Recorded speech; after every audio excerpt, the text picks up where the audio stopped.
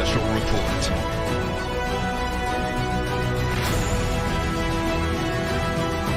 Black holes are one of the strangest things in existence. Neil Armstrong may have seen extraterrestrials on the moon.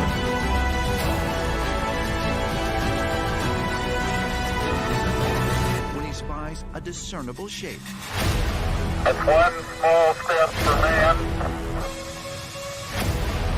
one giant leap for mankind. You can deny all the things I've seen, all the things I've discovered, but not for much longer. Because too many others know what's happening out there. And no one, no government agency has jurisdiction over the truth. What's up, everybody? Welcome to another edition of Full Spectrum Universe. My name is Rob Yox, and as of right now, I think my guest might be MIA. We'll see if she's coming in at some point, Geraldine. Maybe we got the wires crossed somewhere. Not really sure, but the Saturday Night Savage, the Ultimate Outsider, will not leave you hanging. There are many things that we could talk about, many things that we can go over. And maybe I'll just dedicate this specific episode to the guests for you guys, so you guys can have your voice and see, what we can do. And you guys come on if you want. I'll put the link in the comments, and then we'll get things going. We're gonna have a great time tonight, as always. There's a lot of things. I've been gone for 2 weeks. It's been quite a ride. I'll tell you what, we did an amazing 3-day event. This 3-day event was so incredible. It has replenished my energy to do this. You know what I mean? And it's not that I ever lose any interest or I love coming out here. I love bringing you guys information. It's what I do. But because of this event, I'm now qualified as an international speaker, right? We spoke to many, many people all over the world. I got to speak to a gentleman by the name of Dr. Sam, who is he's an anthropological doctor and the head of the excavation. Oh, there she is. Excellent, excellent, excellent. Let's bring in Geraldine. I have her information here. So before we bring her on, let's go into Geraldine Orozco. She's a certified hypnotherapist, a neuro-linguistics practitioner, a pranic energy practitioner, quantum energy practitioner, meditation master, mindfulness-based stress reduction therapist, a Qualgon master, which I can't wait to ask her about, and shamanic energy medicine is what she does. She's the founder and CEO of the San Francisco-based Bay Area Meditation, which offers international virtual corporate meditation programs. She's also the founder and CEO of higherhealing.com, virtual holistic and intuitive wellness nexus, and social directory. She is also the founder of hybridmother.com, international research and support group for experiencers, hybrid parents, and ID phenomena. Geraldine provides an insight as to how DNA is the currency of the past, present, and future, and how consciousness plays an important role. A life-changing contact experience in 2013 resulted in an activation of psychic abilities. In 2017, she underwent several hypnotic regressions and vetted therapists' regressions, uncovered a lifelong history of abduction and participation in human hybridization, with 24 hybrid children as a result. Now she is now dedicated into the dissemination of knowledge and hybridization programs and the research of the commonly held dogma of the human genetic timeline, historical record, and human structure. She is also a radio host, artist, international speaker, and YouTuber. And you can schedule a one-on-one session, which we'll put up later, for hypnotherapy at GeraldineOrozco.com. Geraldine's story is now part of a 16-time award-winning documentary called Extraterrestrial to Seeding, focused on the Human ET Hybridization Program. With that being said, let's bring in Geraldine. Geraldine, how are you? I'm not sure if you're muted. I can't hear you.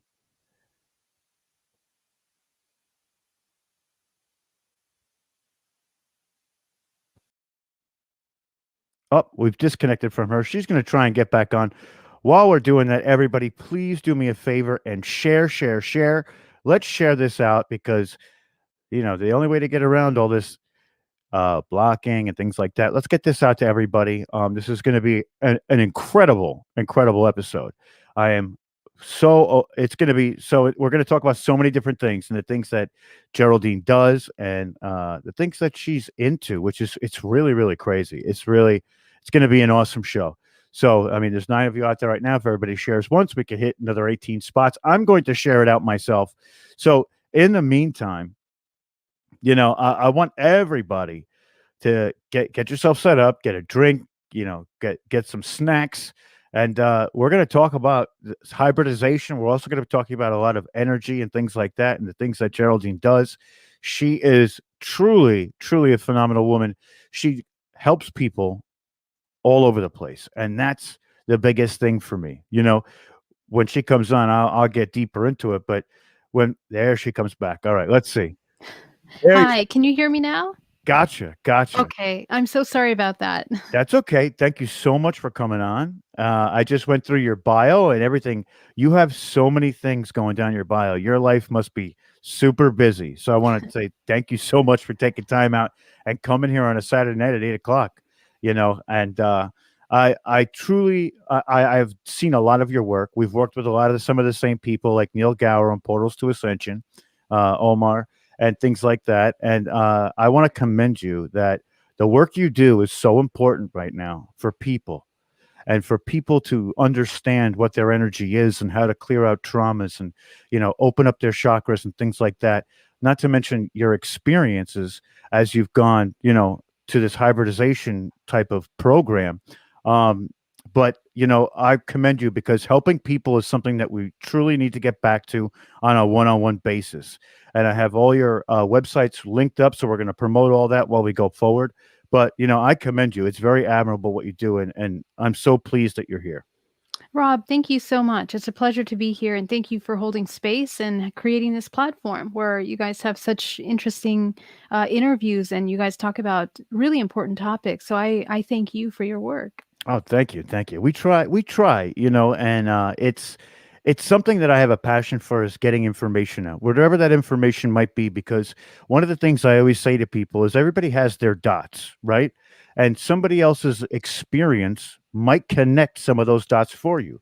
It's where Right. our dots intersect, and those intersecting places is where we find the most vivid and amazing conversations. Mm. And Agreed. that's something we have to get back to is that discourse of being able to basically just talk to each other. It's very difficult. Yeah, agreed. So let's get into the moment that you knew that this specific lifestyle of being a hypnotherapist and a linguistics practitioner. When did that all come to be, and how did it come to be? So, I've always been very interested in the holistic healing arts. But for me, my life took a very dramatic turn, I think, in the early 2008, 2009, when, I had been in the corporate world. And within about 2 years, I lost my job. My job was outsourced to China. And I also lost my partner at that time. And I was just starting my business. So it was like everything was coming down. And so I kind of took a step back and really began to question, like, why do we go into these patterns of suffering? It seemingly, when I look around me and I see that a lot of people are actually experiencing this kind of cycles of repetitive patterns, not just like trauma in your everyday life, but if you look deeper, it's the emotional pattern that keeps coming up, the same very deep subconscious feelings that we have about ourselves that keep coming up. So, what I wanted to do is understand that. And really, what is the fabric of our creation? How do we create? How do we manifest? If at that time, the law of attraction was a big thing. And so I really dove deep into those things, trying to understand, is that really the case? If I sit here and I think about something, is it going to just manifest for me in a matter of moments? And although I dove deep into that, what I kept coming back to was self-love and meditation.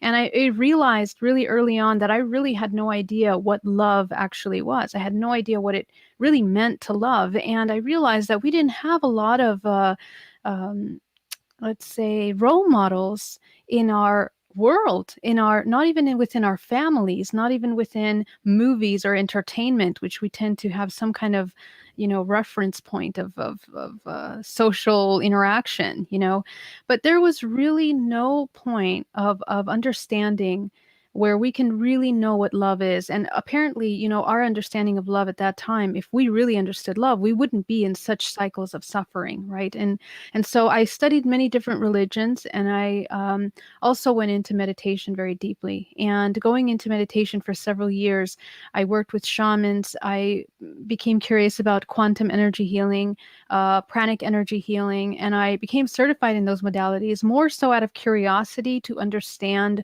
what this creative life force was that we are kind of, in I guess, moving within. And I think what that did is that I began to go deeper into the layers of my own subconscious mind, and I began to deprogram all of the programs that caused suffering for myself. And after years and years of doing that, I kind of got to a point where I became a clear slate. And I guess it's what we call that 0 point, that point in which, you're no longer judgmental of yourself. And of course, it took many years, and still, this is an ongoing life process, of course. But I had this life-changing experience in 2013. And one night, a light filled my room. And from one moment to the next, as I'm getting out of bed to go look in the window to see who it is, I thought someone was trying to break in or something was happening down my street. But as I look out the window, my entire body becomes paralyzed and I'm taken out of my room. And, I just have that before this event, I never was really into the sci-fi thing. I wasn't into extraterrestrials or interdimensionals. I even questioned angelic beings, or archangels. I even questioned all of those things, because I'm a person that is actually quite skeptical about a lot of these things, and I need to really see the mechanics of it, right? And so, yeah, so I was taken out of my room, and as I appear on the other side of the window, I'm seeing these really tall, dark beings coming out of a light, and they manifest in their form, and it's more clear that these are actually grays. They are grays with these gigantic black eyes, and I couldn't move. I couldn't scream. I was, trying to scream, trying to get the attention of my neighbors, but it's almost as if we were in some kind of insulated time and space where we were just disconnected from our surroundings. And yet, these beings removed all of that emotion out of my body. So this is kind of how it began, I think. And within this experience, I was shown many different things. I was shown alien language, some kind of algorithmic mathematical language, and I was shown information about the structure of our reality. And more importantly, these children that were said to be mine, hybrid children. So, as you can imagine, coming from this meditation background, I funded Bay Area meditation simply because I wanted to meditate with other people and share the success that I had in my life as a result of meditation. But never in my life did I really, really know that there was a veil that was so thin between the non-physical and the physical. And I know that through the healing and deprogramming of my own self is how I became in alignment with being able to see this, experience these kinds of things. I can only imagine that, once this all happened, I'm sure at first you almost saw it as somewhat traumatic, but once you evaluated it more, did your perception of that entire thing actually change a little bit once you got into it a little bit more?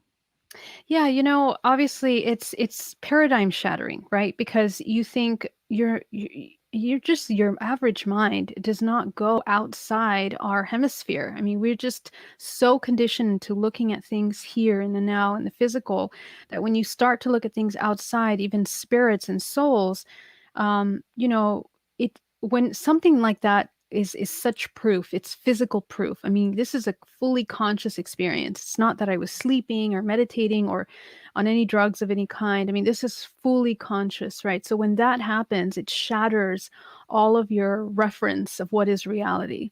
So that, of course, took a moment to integrate. But the interesting thing of this experience was that within the 24 hours of that experience, I questioned myself and I said, okay, am I going crazy? Because this is pretty intense. Like, how does someone have this kind of experience? And I was even thinking about calling the police, because I thought, who handles these situations? Who protects us? This was my mind, right? Because I'm coming from this regular average human mind, like, who's going to protect me? Who is going to deal with these supposed children that I had? And how am I going to be a mother to them? Or how, all these questions are flooding your mind. But the very next day after that, on Monday, I'm seeing my first client. And as she comes into my room to do meditation with me, I can see colors, lights, everything, right? And I can barely see her figure, her human figure. All I see is these lights radiating from her. And, I become so sick, because not only am I feeling my own emotions, but I begin to feel her emotions. I begin to feel her thoughts. And then it hit me that something had seriously shifted, that not only had I had that experience, but now I have this ability to see people. I was incredibly sensitive to the point where I couldn't even go grocery shopping. And it really took like 3 months to kind of, acclimate myself to this kind of shift. That's got to be, incredible too, to just not feel those types of emotions, and all of a sudden it's like bam, it's like a brick Yeah. wall. And then you're staring at people and they're looking at you like, what's going on? And you're like, well, you don't even know. I can't even clue you in all right now.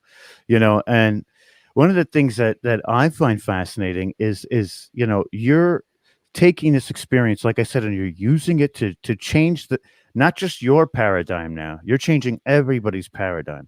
So it went from like a self kind of thing to almost like you're giving it back to these people. And that it's incredible. It's incredible. Was there a difficulty to translate what had happened to you to help these other people with things like the hypnotherapy and things like that? Did hearing some of their experiences sometimes drum some emotions up in you as well?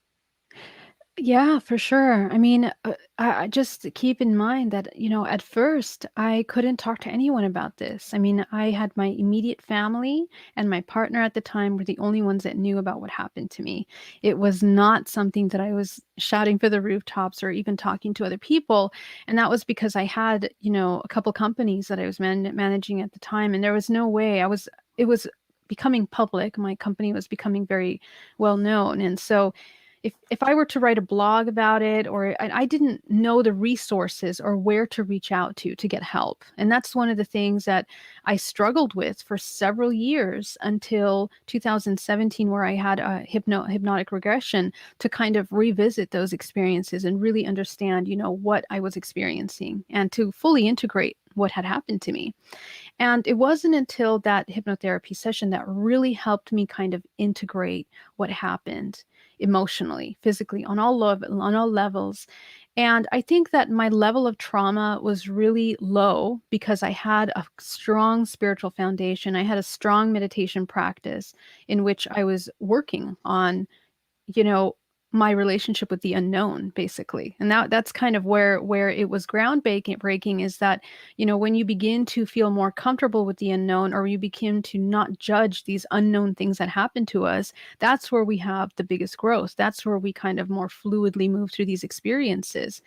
And I realized the importance of that. So by the time I made it to my first support group, through MUFON here in San Francisco Bay Area, I was sitting in a room with a bunch of other people that had also experienced contact, and it was just unbelievable. I mean, it was at first emotional, because when someone begins to share their experience, it's kind of validation. It's like you're not alone, because all of these years you're dealing with all of that by yourself, everything, the experience, all these things, hiding it, not talking. And also, even in the hypnotherapy, which all of those sessions are public, I decided to make them public to share that experience for others that were going through that. But I was inundated with so many emails and connections by people that had been having the same experience. So, yeah, that it inspired me to kind of go deeper into an understanding of what hypnotherapy was, how it helps people, and to see if I could help people with that. Mhm. Right, right. And one of the things you said is that you have 24 children through hybridization. Can you explain to us what you know I know, of course, there's probably some things that are not privy to you, even though being the mother of these children. Take us through these steps and how how you looked at it before and maybe now as time has gone on, and have they come back to talk to you at all, or Mhm. have you met these children? I know some people who have contact like that eventually down the line, they'll get picked back up, and then all of a sudden they get to meet this child and have that instant connection. Yes. So for me, it all happened in a very organic manner in which, when I met them, my immediate response at meeting them was this incredible instinctual mother feeling that came over me, that I wanted to be maternal to them. I wanted to protect them, care for them. But when was clear at that moment that I was not going to be connected with them, they were going to be taken away. It was just it was just a presentation, basically. Um, that really confused me, and I didn't understand why that would happen. And throughout the couple of years, I tried to question my attachment to them, right? Because it's very confusing. And the thing is, like, okay, well, I began to think, why are humans being used for this? Are we the only ones? And so by the time I started getting to support groups and started to speaking to other women that had had the same experience, that's when I really started to question, okay, is my attachment to them necessary, or do we need to, as a human race, really understand what's happening, whether it's a psychosis that we're experiencing collectively, or whether something is actually occurring here, right, in these interdimensional levels. And what I discovered through my own personal experience and through speaking to hundreds of women that have had the same thing is that we're looking at a pretty structured kind of system, right?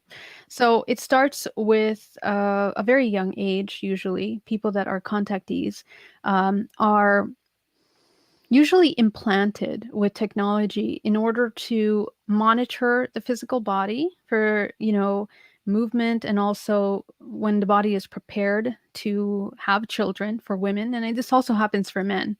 And so it's implantation, then it's the insemination. So when the child is ready, and for me, my first experience was at the age of 16, and then the removal, or I'm sorry, the gestation, right? So when you go through the gestation process, and usually the gestation process doesn't last more than 3 months, when the fetus is taken out. Okay, and this is a very complex topic. There's many things to it. There's many procedures. There's many very important key elements that are a part of this program.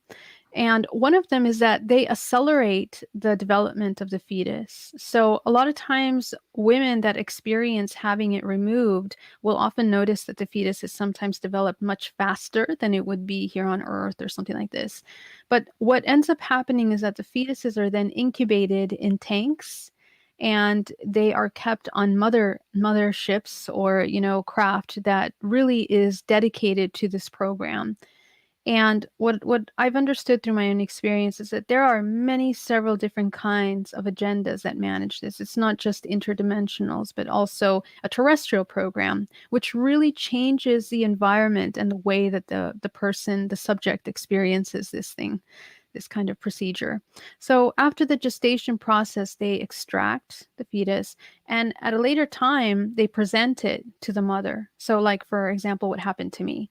Now, all of these things can happen, but the person experiencing it may not be consciously aware of what's occurring. So they might be able to identify maybe certain parts of this, or certain memories or dreams that involve some of these aspects, but not be able to put it together until, you speak to someone that actually has experienced something like that. And so that's why it can be very confusing and very daunting, because what happens is a lot of these women will end up going to their gynecologist, or something like this. And you got to understand, like, the whole pregnancy system is um, it's a very emotional. I mean, you have a lot of hormones going on in the body, and sometimes these women are not even partnered when they're dating. Like, for example, what happened to me, I wasn't partnered and became pregnant at the time. So those are the kind of anomalous key elements that really make this phenomena so interesting, right? And so really makes us question, like, what's happening. So that's kind of how the process goes. And how my perspective has changed is tremendously. I mean, if I were to take you through the whole course of how my perspective has changed, we could sit here for hours, because um, there's several aspects that have to be taken into consideration. Number one is, what is a human? And that's not a simple answer. That is not a simple. What humans are is potentially one of the most advanced biotechnologies that we're dealing with. And when we talk and when we look at our history, right, historical history, where we've had ancient aliens or any kind of interactions, and when we look at our future, where we're headed towards, artificial intelligence, it's almost as if there's a point where we meet in the middle in between all these things, right? And also we're cycling through these cycles of evolution. And so I feel that we are in the middle of that evolutionary process. And this potentially, the hybridization process can be maybe a puzzle piece to that in the bigger picture. I definitely agree with that. The transhumanism aspect of where we're going and how it for me personally, I feel like sometimes that, I was talking to somebody the other day and they said that once they got to like the sub level of what this reality is consistent of, they found binary coding, which means that, and people say that the brain acts like a hard drive, just like a computer. So if that's a binary coded matrix, then our brain is also a matrix, and the soul that's inside of it is a matrix as well. It's like a computer. It's like we're detached technologically down the line. And what you're talking about, it really resonates with me too, is that we have to understand what we are, and we really don't know all of it yet. There's so much we don't know, or where we've de-evolved from. My belief is that we have used to be super evolved, and now we're de-evolving with technology and things like that. It's actually hindering our development, not helping it. And I just that's incredible. You said that there was some agendas at play with this hybridization program. What were those agendas, if you know them? Well, it's interesting that you talk about de-evolution. I think one of the ways that we can look at some of these programs and things that are happening is not so much as a de-evolution, but as a process of deactivation and activation of consciousness. And I think that the secret is within our genetic code. Our genetic code is holographic in a sense. It's the way that it is structured, the way that it writes code, and the way that it stores information is a very complex system. And that is actually what is the most valuable of the human. It is that code, because within that is not only your information, but you within your body have the information of the entire universe, the entire history of the universe. I mean, that saying, we're made of stardust. We literally have all those informations within the body. And so, in other words, we are record keepers within this organism. We have record keepers of information that we haven't quite learned how to translate yet. But I believe that it's within the DNA, within the genetic code, within the dark DNA, that we actually hold on, what calls a junk DNA, right? Is where we actually hold on to the majority of the information that is stored, all of our aspects of ourselves that are the non-physical part, the interdimensional part. So ultimately, although we are these massive engines of creation and projection, what makes the human so valuable is that code that can be spliced and utilized to create another human organism. So the kind of agendas that are out there are targeting this key information, and they target the information from the perspective that, how we know this is because, these are interdimensional beings, or how we think we know this, right? Is that these interdimensional beings are interdimensional, right? So they're non-physical for the most part. And we see that with all kinds of understanding of, first of all, their technology was incredibly advanced. And the fact that we are moving in and out of dimensional timelines, a lot of the interactions that we have with them seems to be enmeshed into the subconscious mind. So, when we are in dream time, we have some dreams, but the problem is that it's also affecting the physical realm. So we know that there's some kind of interaction that is interdimensional. It's not all in the physical. Now, that aside from that is the physical terrestrial program, which is run by the military. The military, not the military that we know, but a military that is more of a darker military that we are not aware of, that is also handling these kinds of genetic experiments and has a cloning program the same. But the interest is our genetic code, is that key holographic information that is the key to creation, the key to life, right? And with that is kind of pooling information from this source of life, which we know as a soul, right? This is the soul. The soul is kind of like the source of life force. So what's interesting about these programs, and the question ultimately is, are these programs separate or are they the same? And after talking to so many different experiencers, it's a very interesting and complex topic, because when you hear their experiences, there's a couple things that stand out. Their environment, the technology that's being utilized in their experiences, and the procedure of these experiences. When it's a military experience, it won't have this very complex, program. It's not like this implantation, gestation, insemination, gestation, all these different parts of this program. It's a very short thing, right? So all they do is they take you, oftentimes as a child, they will test and utilize and see if you have these kinds of activated technologies within you, which is your intuition, all of these things that we have that are our superpowers.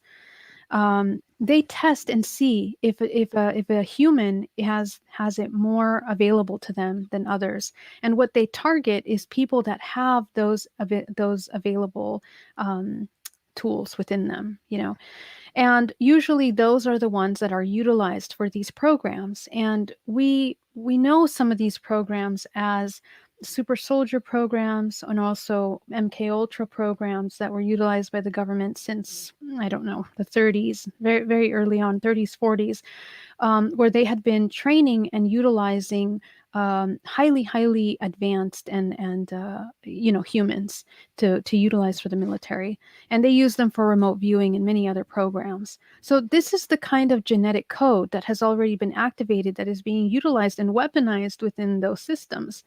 On the other hand, these interdimensional beings are kind of doing the same.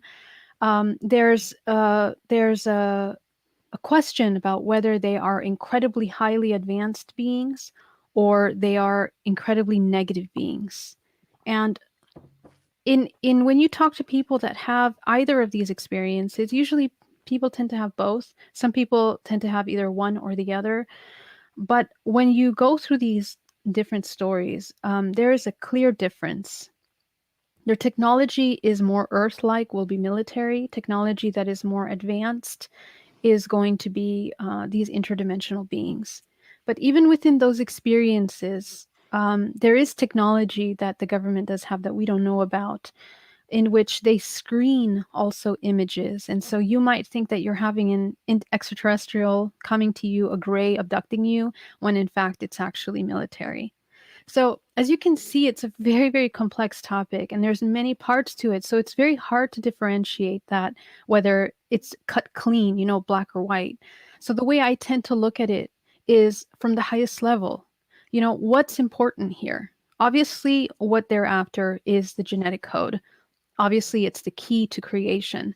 And who manages that creation? We do. Because if you understand the laws of manifestation and creation, you can change the way you experience things, even these kinds of experiences. That is definitely in depth, and that was a beautiful answer. I mean, there was so much there. That makes so much sense too.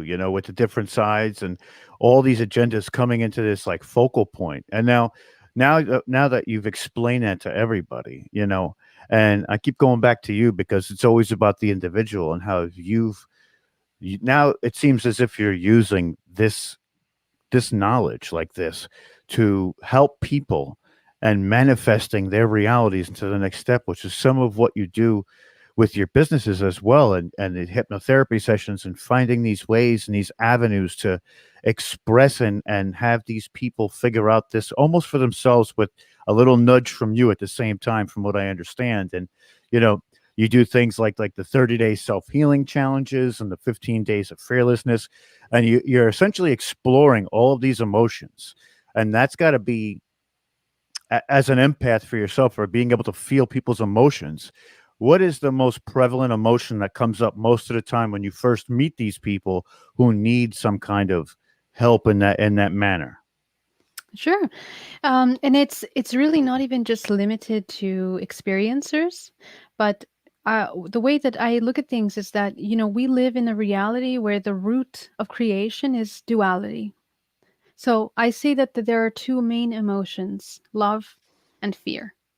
And all of us are constantly choosing whether we're in one or the other. Our structure of reality, the deeper and deeper you look into the structure of our reality, the more that you will see that a lot of things that are compartmentalized in our reality to really make us believe at the core that we are a product of separation, or we are separation. And separation is fear. Okay, anytime that we are separate from the whole, or we believe that we're separate from the whole, we are going to be embodying fear. So most of the time it's fear, right? So the whole idea is to somehow support people in coming back, in identifying the tools that are within them, the awareness, which is simply awareness, that instead of looking at things as separate, you look at things as whole. And that's what healing means, to become whole, right?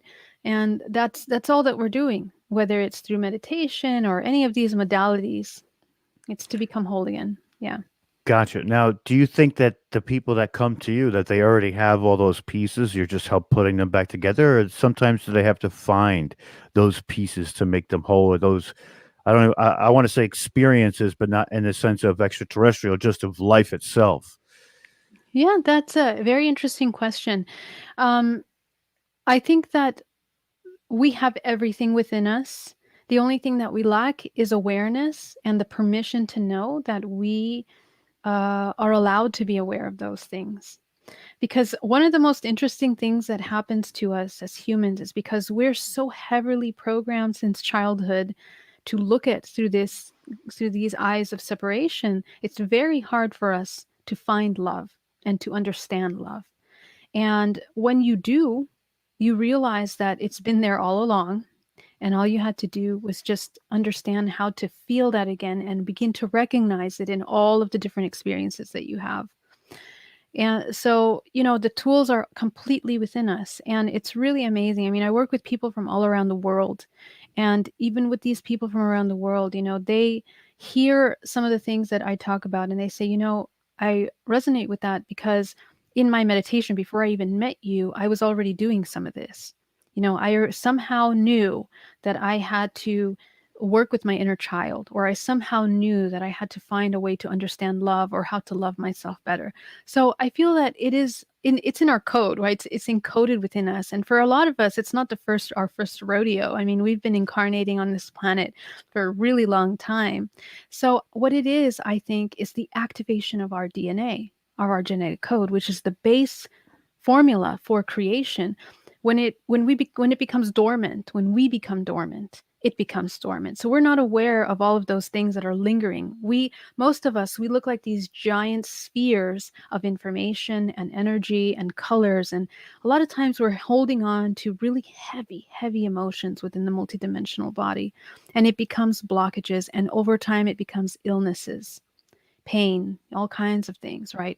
So if we understand the progression of vibrational frequency, information, emotions, when we understand that if we don't learn how to process them properly, they get stuck, and over time they manifest because they're lowering the vibrational frequency from high vibration to lower. So a slower wavelength begins to manifest in a heavier form. And so that is manifest in the body. So all of those tools are things that have been studied for centuries. None of this is new. I mean, if you look at the Taoist, writings of how to work with pranic energy, if you look at Qigong masters, which is why I studied Qigong, you really begin to realize that the knowledge, the wisdom of energy, of life force has been studied, and people have been, you know, uh, been disciplined in this art for many years, and it's been utilized in war. It's been utilized, in healing. So we're just remembering, we're uncovering the layers of what's there already. Now, one thing you said when you were just speaking, you said programming, and as of the last year, maybe even 2 or 3 years, there has been a huge, maybe I don't want to say advancement because that's giving them credit, but are people who would like to control other people. But the programming has gotten intense, and I'm sure. I mean, you tell me. Have you seen a difference from 10 years ago in the programming to right now, or is it still somewhat of a semblance of the same? Because of what's going on, of course, with all the things that we have in our current events. But to me, it feels very heavy. That programming feels very heavy. Yeah, absolutely. It's very interesting how things are developing and moving very quickly, but I think it's all a natural result of the current timeline that we're in right now. When I say timeline, I'm talking about what we're experiencing collectively here on Earth. And we are obviously a direct, just the way our bodies and our DNA code is written epigenetically by our environment and the things that we ingest and eat. Think of the world, the entire planet, as an organism in itself that's made up of all of this living beings also being affected by its environment, which is, of course, our galaxies, the universe, and all these celestial bodies. But within the movement of the universe, we are moving quicker through a trajectory. The way that the universe moves is kind of like an infinity cycle. It's an infinity loop. And where we're at right now is at the center point of that. And so the center point, the movement of energy and life force is faster. So we're feeling that. And over the past 20 years, we've been feeling almost as if time has been speeding up. Things are moving quicker. We also manifest things. We move energy through the body better. And it's because this is also affecting the subconscious mind and how we see and perceive this the shifts, interdimensional shifts. So we can see the non-physical more than ever. And so what that's doing is that it's really highlighting all of these programs that were made to make us not see that for, centuries are now coming up. We're feeling them. And so things that were kind of hiding in the shadows for a very long time have really come up. And it's micro macro, as above, so below.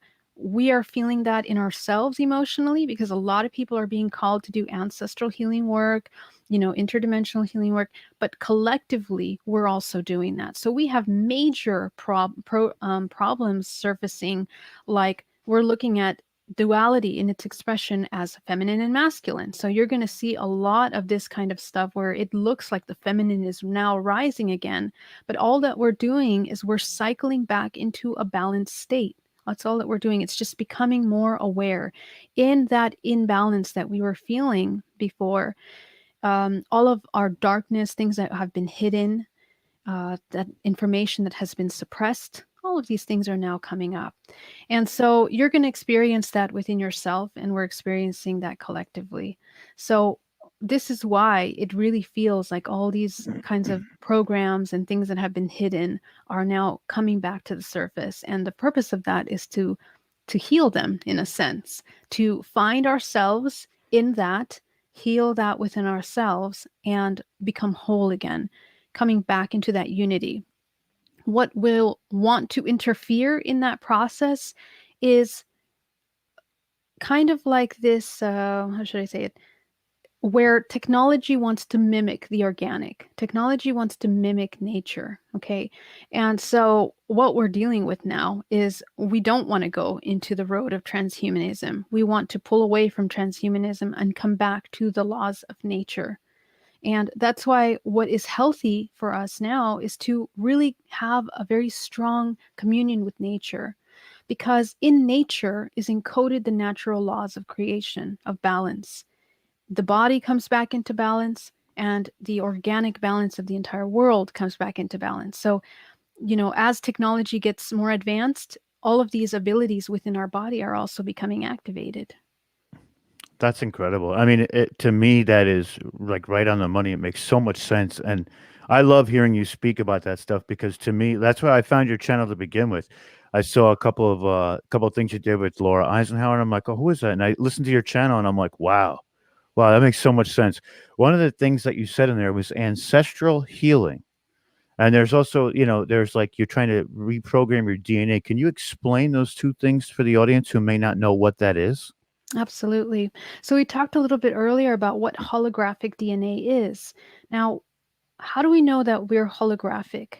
There was a study done about mice. Unfortunately, they were testing on mice, but they were trying to identify where it stores information, where it stores memory. So they made it run through these little mazes, and every time that they would put them in the maze, they would take out portions of the brain. Okay, and what they found out is that over time, even though the mice would have motor functions that were, disabled through doing that, they still remembered how to go down the maze. So what that means is that information is not really stored in the brain; it's actually stored collectively in the whole organism. And we also see this with many other studies about limbs that are now communicating with artificial intelligence, like for example, prosthetic arms and stuff like that. So there is a neurological network within the body that is non-physical. So we need to understand that for our healing because it's incredibly important. It is the key to how we store memory in the body. And memory, the things that we most remember, the things that affect our life the most, unfortunately, is the traumatic events that have happened in our lives. So a lot of times that comes up. And when we have trauma, we end up having patterns that are repetitive of that trauma. We tend to relive that trauma. And because it's what we've learned in order to, we believe, to survive or to protect ourselves, right? So this is our reference point. So how do you change that? If you go back to that traumatic point and you go back to all the emotions that informed that trauma, you begin to understand that belief systems were created from that. You saw something and you learned from that experience, whether it was something your mother was doing, your father was doing. So because it's from them, they also learned it from someone else, right? Their parents and so on and so forth. So what you begin to find is a trend. You'll find that these repetitive programs are learned by yourself, learned by your parents, learned by them, and it goes down generations, all the way back to the origin of time. So this was actually one of the most profound things that I discovered in my personal journey, is that when I began to trace back all of these emotions to the origin, I was taken all the way back to Mesopotamia and to the origin of how this program was developed. And what I found is that there were a lot of systems that were put into our society over time in order to form the way that we think, the way that we see the world, the way that we feel about ourselves. And again, that's the demonstration of that compartmentalized reality that we now live in, right? And everything plays a role: religion, the food we eat, the science, history, the way it was taught to us, the way we understand ourselves as sexually, as a man, as a woman. All of these things play an incredibly important role in forming our understanding of ourselves in society. So when we're born, we inherently have an understanding of how we are and our emotions. But when we come into a world that is constantly telling us that, no, your instincts are wrong, and these feelings and intuitive beliefs about your emotions that you have are incorrect, and they begin to become formed by the age of 7, we now have all this programming. And so, unfortunately, we end up playing those out over and over again. So, when we were working with ancestral DNA deprogramming, we are going back to all those belief systems and really putting them to the test. We're questioning them. Are they real? Are they true? If they're true, why are they true in this way? Where did we get that belief system? Where was it adapted from? Why? And if you really go down that way, you begin to unravel all kinds of knots in history, of our belief systems. And so this is how we heal. We reintegrate from those things. But on a holographic level, what happens when you start working with that is that you begin to heal ancestral aspects of yourself. So you're tapping in vibrationally to your mother's lineage and your father's lineage, and you have the ability to heal them because they are you. We are one. We always think that we're separate. We're actually one. And when you go into the subconscious level, to the non-physical, you realize that you're one giant organism interconnected, and that when you heal something in yourself, you're shifting the vibrational frequency of your entire family. Because when we come in, when we're born, we are attaching vibrationally through resonance to our family. And we kind of repeat in those cyclical patterns of vibrational information until we're done with that. And then we kind of move around.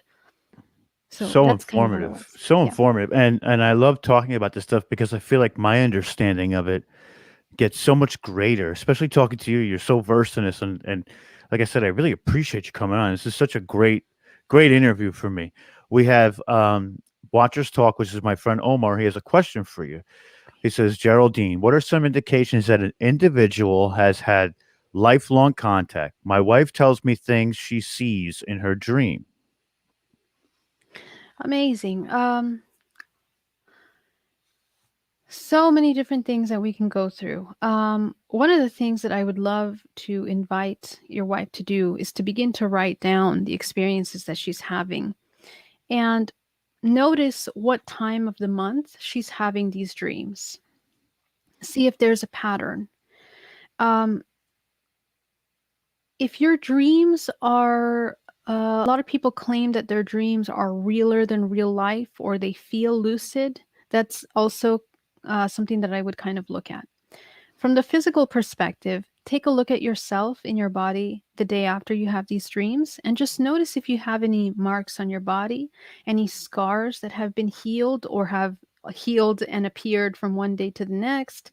There's many like little signs that you can kind of look at. A lot of people claim to have dots on their body in certain shapes. Sometimes they're in squares, sometimes in some kind of geometric form, or the most common is a triangle form. And I know that every time that I have a contact experience, I end up with that.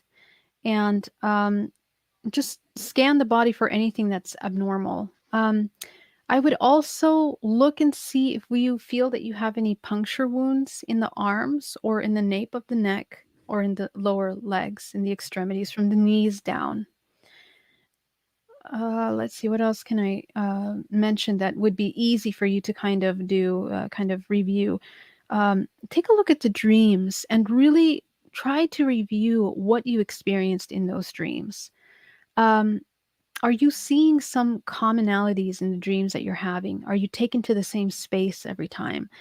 Do you see a lot of light or does it feel really dim and dark? If the environment that you're in looks like a high technology spaceship, this kind of really, traditional kind of interdimensional connection, and the beings that you're seeing, try to draw them to the best of your memory, even if you're not an artist, just so that you can start to process. What happens is that when we begin to trigger some of these key memories, you can begin to recall things and more memories will come. Um, if you also experience having PTSD, when you see, well, there's a long list actually, and I would really invite you to come to my support group because I kind of go through questionnaires of all of this information, that because there's so many things that we can look at. But a lot of people that have contact experience fear of being close to their window or close to their closets. They're fearful of any kind of lights that are in the room, especially when they're extremely white lights. So just take a look at those things. And I also want to ask if you live next to a military base of any kind. That might also play a role in some of the things that you're experiencing, because I'd never want to discount the fact that there is also a lot of mind control and psyops that does take place in some of these experiences. So it's important to look at all those aspects of it. That was incredible, incredible. And I know Omar personally. He's one of my really good friends. He knows Neil as well, and we all worked together for. We just did a Forgery Unmasked, which was a big summit we did, and we touched on a lot of stuff that was with the Bosnian pyramids and how they were using frequency to actually it was actually healing people that were going in the underground caves. It was incredible, Wow. incredible. Beautiful. And one of the things that I personally love about this topic is the fact that you said that, this infinite consciousness, and we're all somewhat of an expression of this global harmonious consciousness. It's just like, and there's proof of that, when they built pyramids all along the equator, all these different civilizations had the same idea around the same times to build these pyramids, and nobody told them to. Oh, they might have, but you know what I mean? Like there's Yeah. this greater purpose for all of us to really figure out ourselves and come together and work as a team, because we are all expressions of this consciousness in one way, shape, or form. Beautiful. I love that. And I thank you so much. I'll check out your conference if you guys have replays. That sounds really exciting. I'd love to check that out. Yeah, we're doing clips. We're going to also be doing a conference on astral projection and things like that. We're going to be really Ooh, getting into some that'll really be cool good. stuff. Yeah, Nice. yeah, yeah. Yeah, I was actually gonna we'll talk about it later, but not to self-promote too much to get to the information, but so one of the things that healing from these traumas has got to be something. It's got to be super difficult, regardless of the coaching and helping. I mean, when was the last time that you said you had contact, and you still getting contact as of right now? Yes. Yes, I Oh do. wow. But the contact has changed. And it's changed because I've learned, again, those tools on how to manifest and shift my own vibrational frequency. And ultimately, one of the biggest lessons that now what my focus is to talk about free will and how the laws of free will apply to us as humans. We do have the ability of breaking the contract. These contracts, what are contracts? Experiential agreements.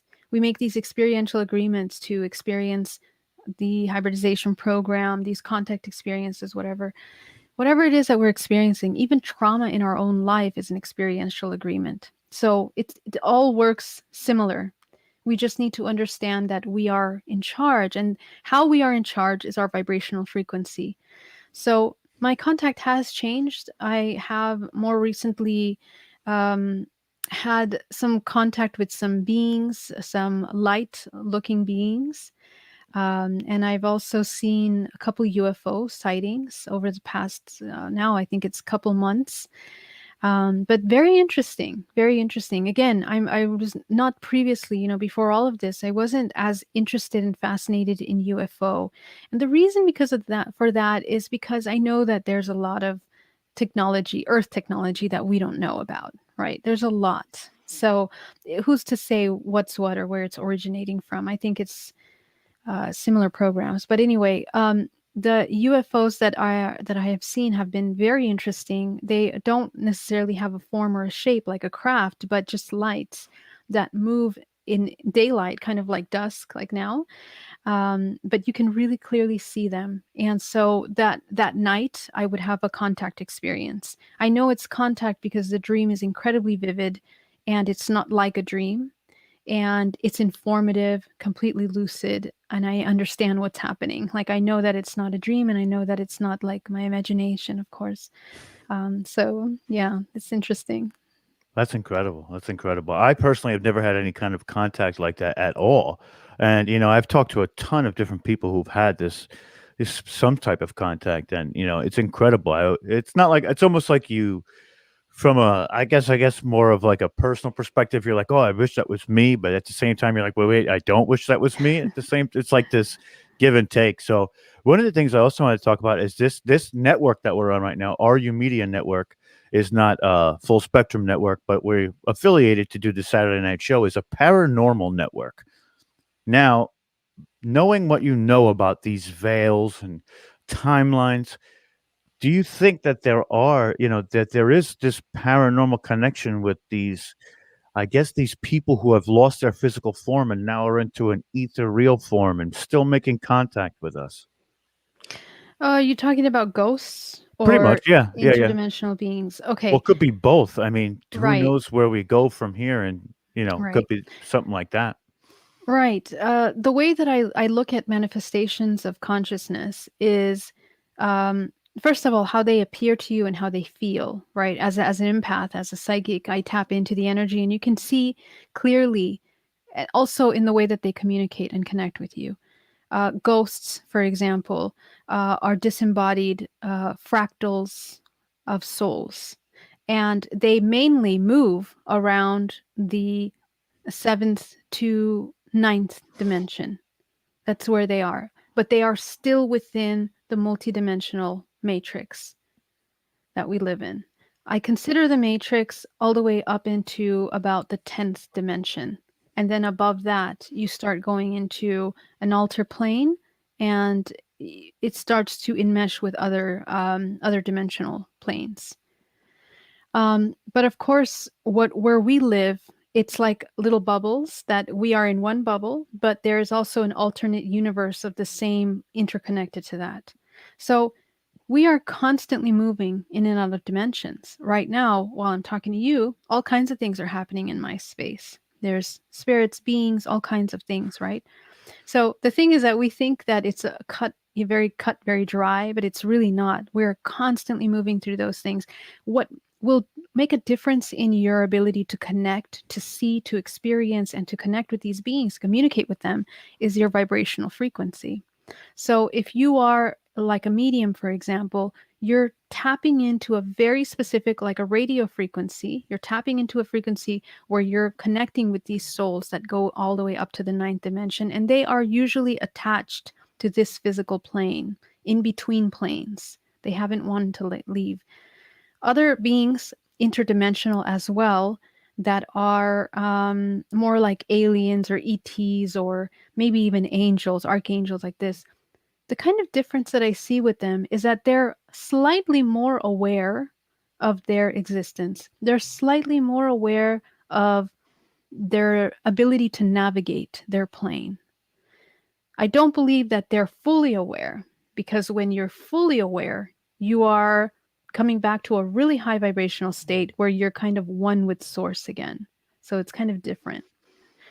When you're completely unaware, your vibration is lower. It's more in the physical plane. So this is kind of the ranges of vibrational frequency that I see. And that's kind of how you would differentiate. I'm not sure if that was your question, though. No, that's actually Was right it? on the money. Okay. Absolutely. It's just like an explanation of what these kind of lingering, like you said, fractals of that expression of the consciousness is. It's just in that plane of existence. One thing I wanted to go back to that I had a question about was on December 21st of last year was a big day. It was part of a Australian prophecy called Ishwara. And also, I believe it was the day we were supposed to move into a new age spiritually. They were talking about, there was a lot of talk about moving from 3D to 4D to 5D. Whoever you talked to, it was probably different.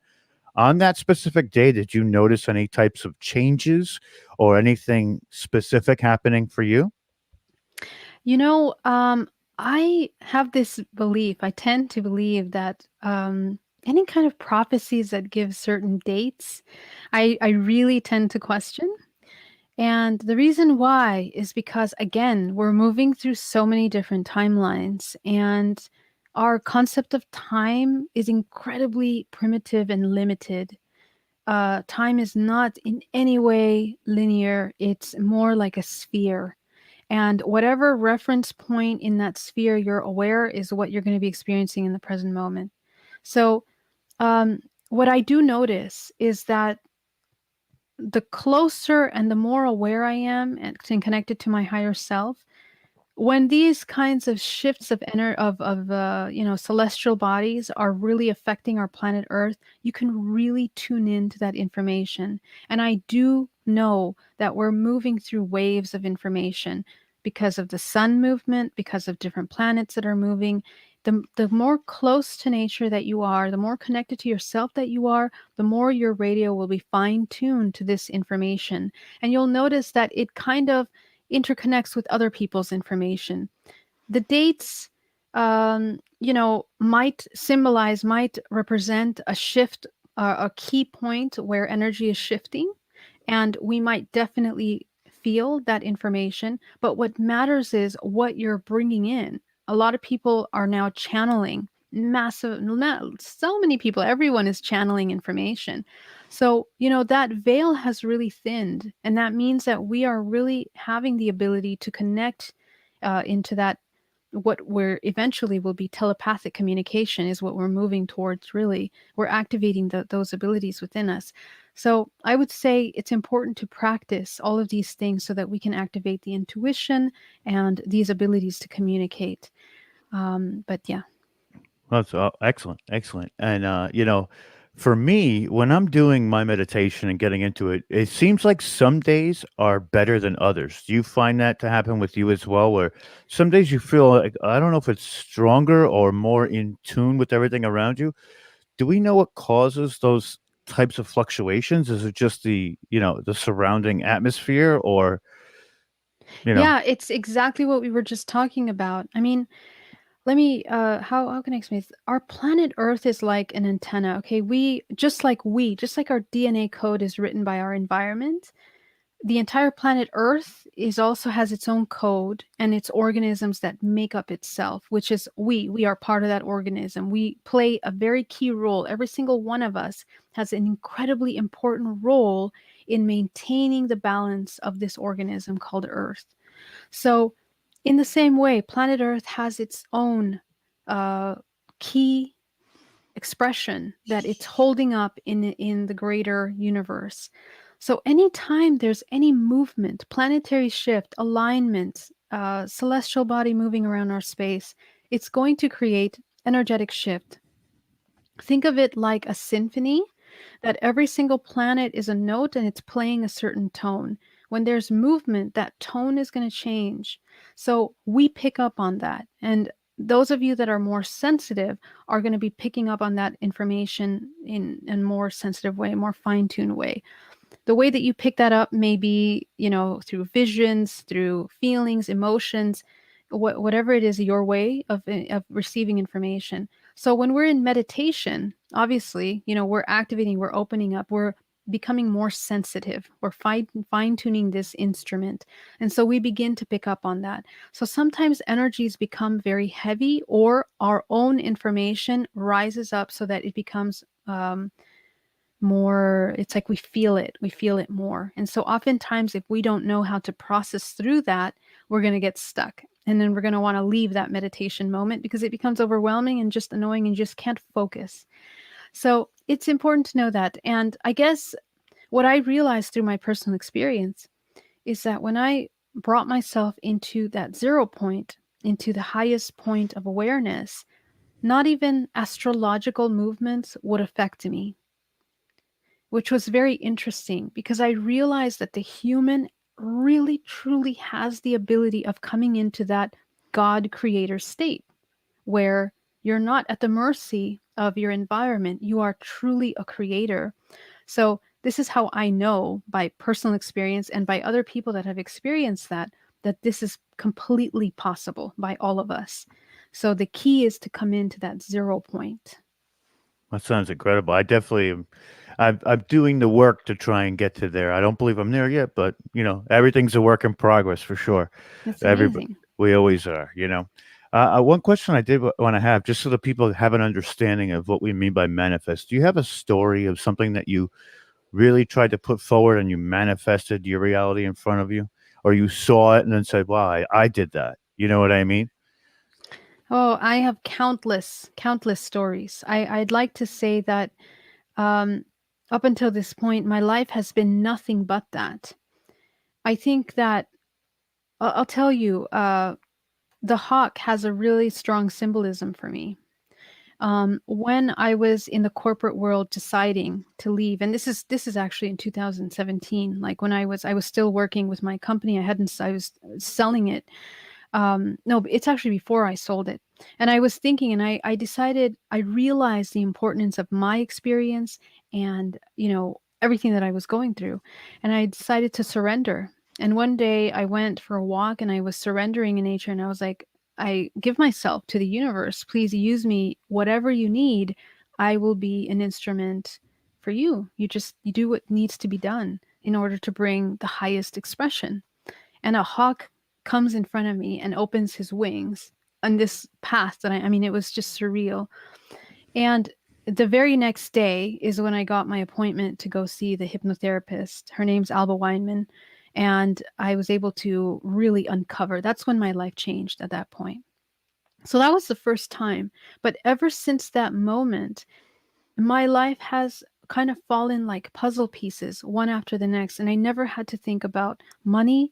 I never have to think about needing or fear or coming into doubt or worry about anything that's happening into my life. It's just been a constant flow of manifesting and just receiving, really coming into a complete state of vulnerability. And that's kind of when you come into this incredible creator state.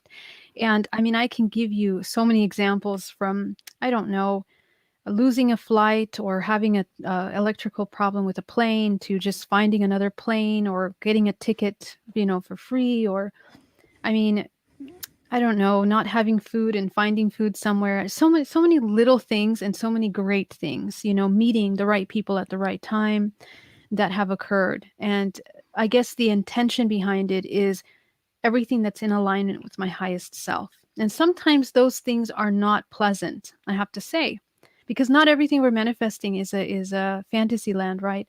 So sometimes I have manifested things that were not so pleasant, but at the end of it, really teach you something that's so important.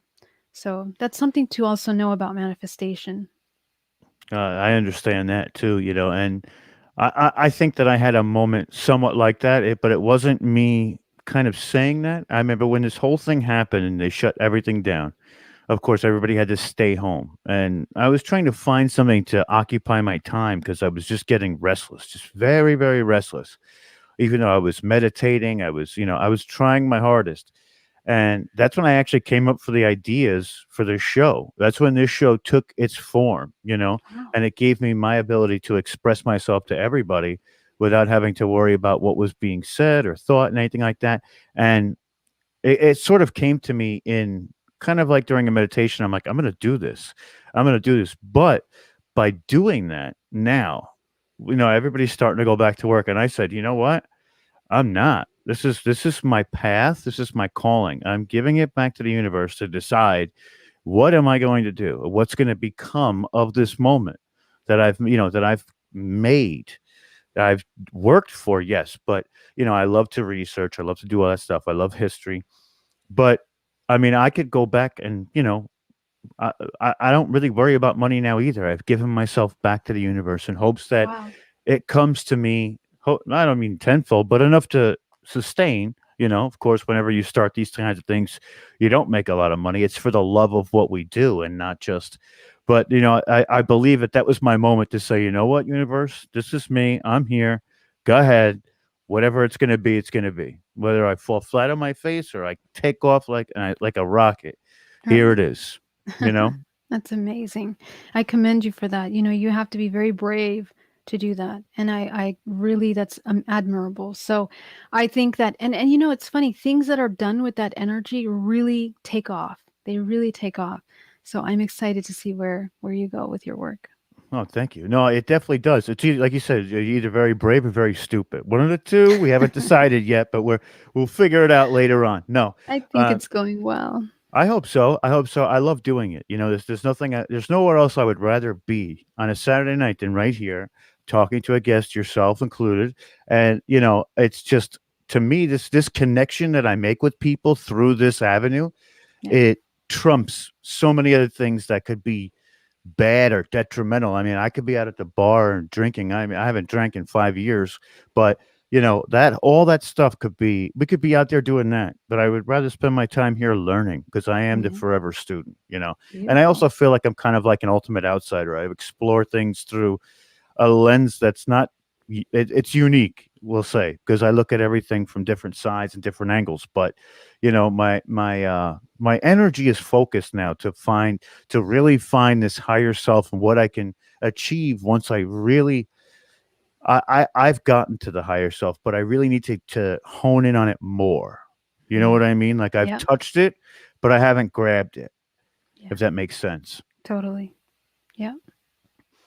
I mean, this has been super incredible. I've asked you so many questions, and I know I just we keep going, but for the people who are trying to not maybe they're already starting this journey like you are, what Hmm. advice would you give them into finding proper meditations or really letting go of specific things? What could you tell them? Hmm. Um,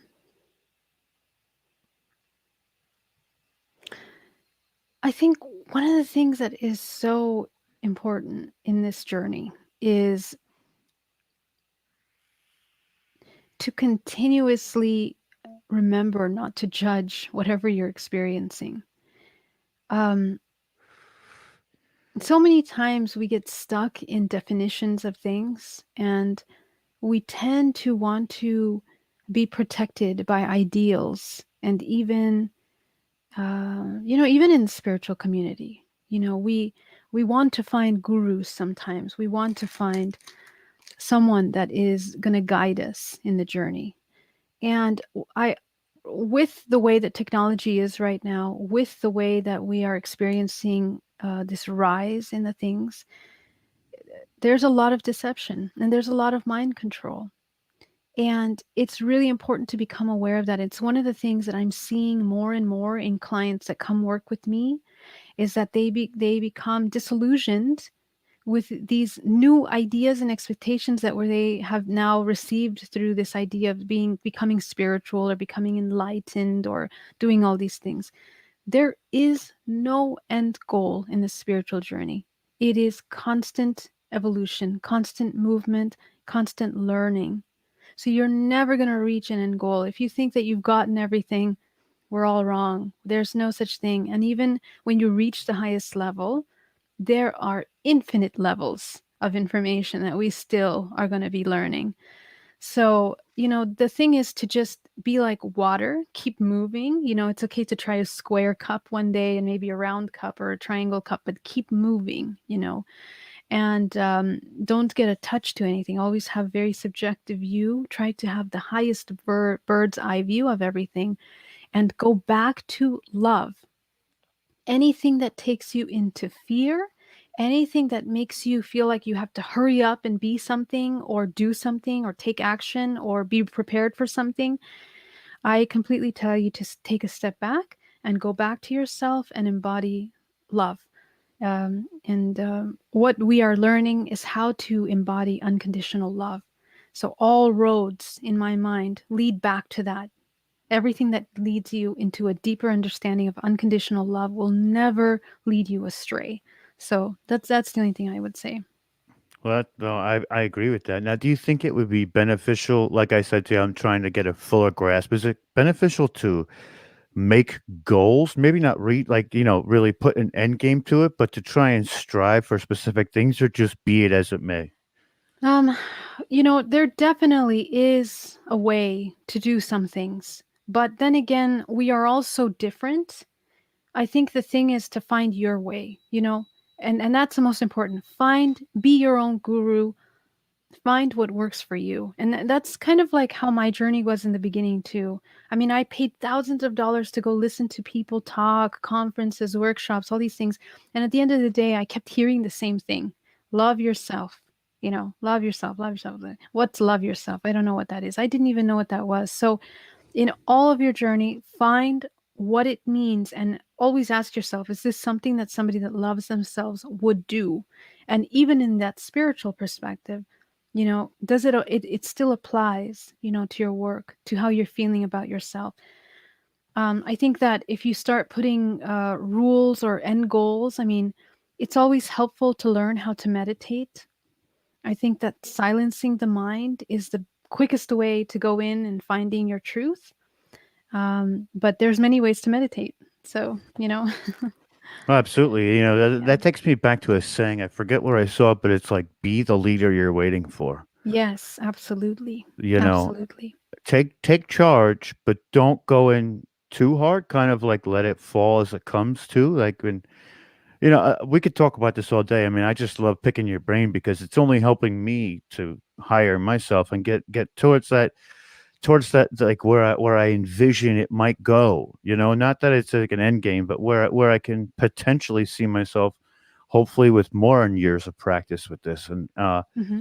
I commend you. I mean, you're for me, you're what I strive to find. That you seem like you have such a peace inside of you too, and and it's amazing to see somebody like that, because when you look out everywhere else, there's all this hustle and bustle, to go, go, go, especially being from New York.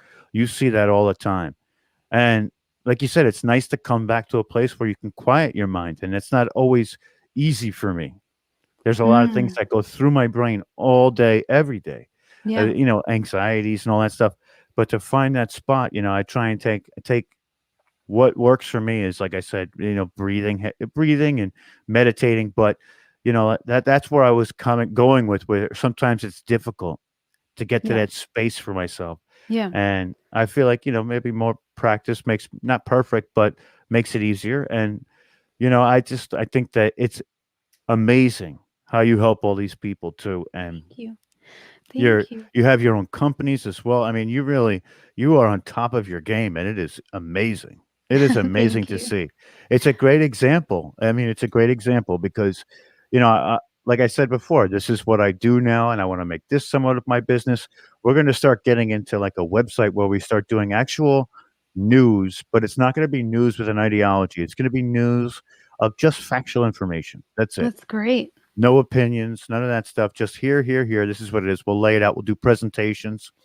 And we're going to start doing these summits to try and help other people achieve that peace and that center, so they can strive to get to the infinite consciousness where we all want to ascend to 4D, 5D, 6D, 7D. We all want to get there.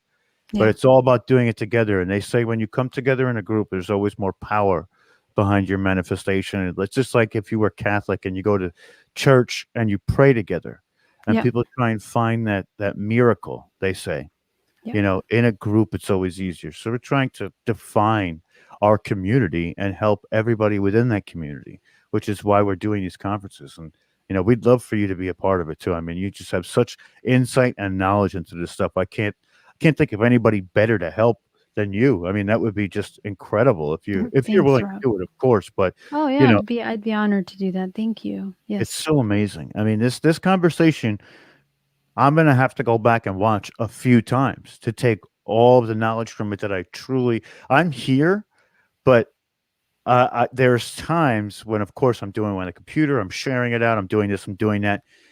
I want to be able to sit back and really listen to it again and again, so I could really understand all of it. That's how I work, I guess. I need to understand everything. Yeah. And of course, I'm not always going to be able to, because there's things that are well out of my league, but try and get an understanding as best I can, as best I can. And you've made this a lot. I don't want to say simple, but you made it in terms that I could relate to, and it resonated with me throughout this entire interview. And it's incredible. It's incredible. Good, Rob. I'm so happy to hear that. You're very good at what you do in helping others. Now, one thing I wanted to ask you about too is hypnotherapy. Mhm, What exactly? I know we're trying to bring the subconscious forward, right? mhm. Now, there's different types of hypnotherapy, correct? There's, past life regression therapy within that. There's so many different layers. Why don't you explain to the people a little bit of some of the things that you like about hypnotherapy and what you feel is beneficial for them? So, hypnotherapy is just what it is basically. It's a tool to help you. Uh, you're creating new neural pathways. Okay. Neural pathways are created by your habits and your belief systems and the things that you do. So, all you're doing is you're replacing old patterns that don't work for you anymore with patterns that do work for you. And that's all that it is. It's like installing new software in your hard drive. That's all that we do. And this is why I love hypnotherapy. The kind of hypnotherapy that I do is called holographic hypnotherapy, and the reason why it's called holographic is because I see everything that you see, I feel everything that you see, and that you feel. And when we work together, the idea is that I help clear out whatever you tap into, because when the body taps into old memories, it brings forth the vibrational frequency, and that part of you that was stuck emotionally is becoming aware. And so that can go both ways. And it becomes aware uh, if you don't know what to do with that information, if you're working with someone that's not experienced in that, it can really come up, and then you're going to have that information stuck in your body, and it's going to feel yucky. You maybe what that means is that you're going to pull into that emotion that you were pulling into. So, for example, some traumatic experience that caused you to feel unworthy. Let's say you finish the session and you end up feeling very unworthy of yourself. So what I like to do is work not just in the emotional, but in the non-physical part of you, because we are like these giant orbs of light, rings of information that are a part of us. And within those rings and layers of information is held the memory of all our lives. So we don't know that. But when we start to feel an emotion, all of those parts that resonate with that emotion, they become aware. And this is how it informs how we're going to react to something. So in hypnotherapy, we work with that and we remove out of the body. It can be removed through a broadening your understanding of that emotion, and it can also be removed with using energy work and ultimately your imagination. You imagine that you move this thought form out of your body. And so that's what I work with. And so this works with entities, attachments, even implants in the body, whether they are actual physical or etheric implants, those can be taken out as well. And the purpose of the hypnotherapy is to bring you into connection with your highest self, your most powerful self. And this is what's really great about it, because in meditation, you tap into some of that, but this allows you to really shut off that monkey mind that wants to come in and analyze and interfere, and really focus on connecting with the higher self so that you can really see what it feels like and allow yourself to integrate that. So that's what I like the most about hypnotherapy. And it can be used for anything: weight loss, stopping smoking, working with fears, traumas, can't find a job, can't find a partner. All of those are belief systems that can be healed and fixed. Yeah, I've heard so many great things about hypnotherapy. I've been so Yeah. interested in it too recently. We have like a circuit of people that we do podcasts with, and one of the gentlemen's name is Greg Bornstein, and he's a hypnotherapist, and he kind of introduced us to a little bit of what was going on with it, and I think it's incredible. I mean, Yeah. there's so many different things he's told us about it and the way that it ultimately affects people for the better, and I think that that's always a great thing, you know. Very. And Yeah. at first I didn't understand it. I was like, well, really? What am I gonna go on stage and cluck like a chicken? No, no, no, no, no. It really works. It really works. Yeah. And then I started to see examples of it, and listening to people who actually went through it, and it has ultimately changed their lives for such an emotional standpoint of a better perspective. Even it's changed people's perspectives on Yeah. lives in that sense, and I think that that's such a useful tool to help people. I mean, Totally. Yeah. it's so great. Now, when people sometimes people get chakra blockage, they have energy blocking. Mhm. What what is the purpose of why that happens, and how do you get rid of some of that stuff? Yeah. So our chakras are vortices within the body of energy and information. But what they are on the physical plane is your endocrine system. Okay. So and that manages all the major runways of information, the networks of information, and the nervous system, your lymphatic system, all of these different systems, and the major systems in the body, like the pancreas, that are producing hormones and chemicals that are very deeply interconnected with our emotional responses. So keep that in mind, right? So if you have this incredible physical system that becomes triggered because of emotional responses, then what that means is that your chakra system is really, truly the engine of co creation. Because if you are reacting to something that's happening to you outside of you, and you go into survival mode, you come into a state of fear or anger or upset, your body, your entire system is communicating. Your brain is telling you it's fight or flight. So you begin to trigger these emotions and you respond in a certain way. We don't tend to think of the back end of our reactions, of the way that we interact with one another. But it has such a profound effect on our overall organism, because it's not just one event that happens. You are responding in the way that you're responding because you've learned that way and you've been programmed throughout your life to behave that way. So imagine if you begin to shift and you change the way you respond to things. Not only is your genetic code going to begin to change over time if you keep repeating a different pattern, but the organs in the body are also going to learn to react differently to that. So it really is very much a chemical shift that happens in the body. And this affects what? It affects your nervous system, depressions, long-term emotional imbalances, psychological imbalances, weight gain in the body, because you know what happens when we're in stress, we get inflammation and the whole body begins to go into all kinds of self-preservation, behaviors. So what we want to do is we want to begin to change that. And your chakras hold all of that information because they are interconnected with these systems. The first three chakras, the root, the sacral, and the solar, are the ones that manage the physical plane. They manage whether you feel safe in your body or in any environment that you're in. The sacral, the second one, manages your relationships, your intimacy, sex, abundance, exchange. And your third is your emotional body. So these are the three key elements of your interaction with the physical plane. And it's also what maintains us. In other words, the most powerful way to control someone is through these first three chakras.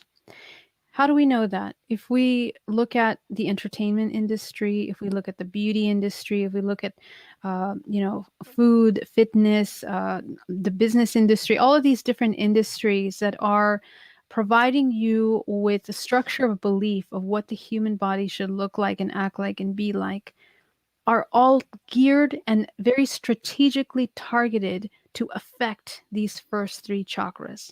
Marketing is based on manipulating and utilizing and maybe even weaponizing your first three chakras against you. Okay. So this is even vibrationally through music. Okay. So if you start listening to hip hop, you're going to feel it here in your lower belly. And this is scientifically proven how music affects your body, but we don't really understand how profound it really is.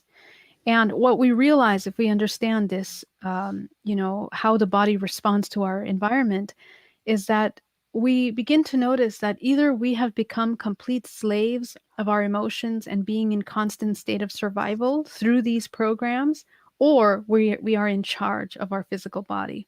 And when we are completely in the emotional body, feeling body sensations, we have these upper chakras disconnected. What is it? The heart, the throat, and the third eye. So these are our intuitive centers. These are the ones that connect us to the higher part of us. So we immediately create blockages in the body because if we are in a constant state of survival, the body cannot feel love. It feels fear. And so usually the most of us are walking around with our lower chakras wide open and out of balance. So this is also where we're creating the world from, because we're a match to those things. We are calling in more of what we are. So in other words, the human body is this giant interconnected network of creation. So so the chakras are actually, in my opinion, one of the most important things. And I wish that it would be something that they would teach in school, because if I knew this, when I was a child, can you imagine? I mean, my entire perspective of myself and even what I was capable of doing would be completely different at such a young age. And we would be so aware of one another as more of an interconnected network instead of individual people. So that's what happens. And you can heal and begin to become aware of what's happening simply by watching your emotions and learning to control how you respond to things, choosing instead how to create. That's incredible. And I keep hearing a theme here. And the theme is breaking the constructs of the programming that was given to you at a young age, or even right now as you're looking in through the computer and the Google things are all coming up and all that crazy stuff. It's all this programming. And And like you said, if we learned some of these things at a younger age, how much more open we would be to the universe around us, and you know, and a lot of that has to. I'm sure we can go into this too, but you know, diet and exercise play a huge role in this as well. I'm Mhm. sure, you know, and it's just if we learned more of these spiritual things, and it's not even so much religious, it's spiritual. If we learned more of these spiritual things growing up, what the world would be like right now, I think it would be such a different setting. You know, it would be totally different. I can't even fathom what it might be like, you know? And Yeah. it's a shame that they don't. It's a shame that they don't do those things for people because I think that the agenda is to not have people reach their full potential. That's true. That is true, and we see that pretty clearly in, I mean, even our history, how our history was written, and how we see, our past really changes the way we see ourselves. And most of the time, we feel disempowered. We feel like we have no power. But the human really is one of the most powerful tools of creation. It is. It has free will, which we don't understand the laws of free will. The laws of free will mean that we have the ability to choose everything that we experience and everything that we are participating in. So, our awareness of how these systems in our reality are interconnected is important, because then we can choose where we put our money. Because obviously the money is what drives this system to continue moving. So, if we begin to defund those parasitic aspects of our society that are not pro life, we can begin to kind of shift how we, see our future eventually. Well, absolutely. And the thing about all of it too is we're never going to be able to fully get rid of them because of that duality that we sit in. They're Yes, always yeah. going to be there, but the less that we give them attention or funds, like you said, in any aspect, the better we can shift away from that. Not, I don't know if you want to say transcend that duality, but ultimately that would be the greatest goal. But then would we lose on the other side too if we transcended that duality? It's Well, kind yeah, like you said, exactly. We're never going to transcend the duality. The duality is part of this dimensional plane in which we exist in.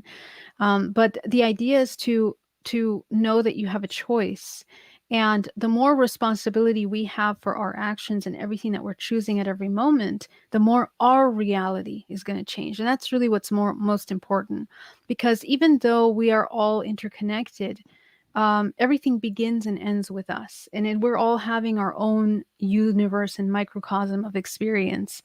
And so the more responsibility we have about ourselves and what we're experiencing is how we're actually going to affect the collective.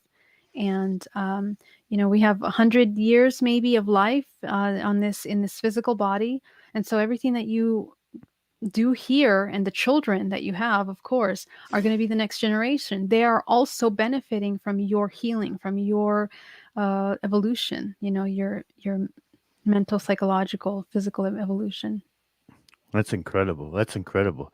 This we've gone over so much so far, and I think we're gonna about ready to just about close it up. But I want to go over where everybody can find you too. I have it all here. I've been running it through, as we've been speaking. So, Yeah. guys, if you want to schedule a one-on-one with Geraldine for hypnotherapy, go to GeraldineOrozco.com. It's along the bottom there. But that's not it. There's more places where you can find Geraldine. First off, go to her YouTube channel and subscribe because it's it's phenomenal. It's incredible. The content that you put out is just enlightening, and it helps. Trust me, trust me. I've been through it. I've looked at it. It helps. And then we also have higherhealing.com for virtual, holistic, and intuitive wellness nexus and social directory. And then we also have hybridmother.com, international research and support group for experiencers, hybrid parents, and ID phenomena. Did I miss any? No, thank you for putting a shout out to all those things. I'm very grateful for that. That doesn't Of usually course. happen. Thank you.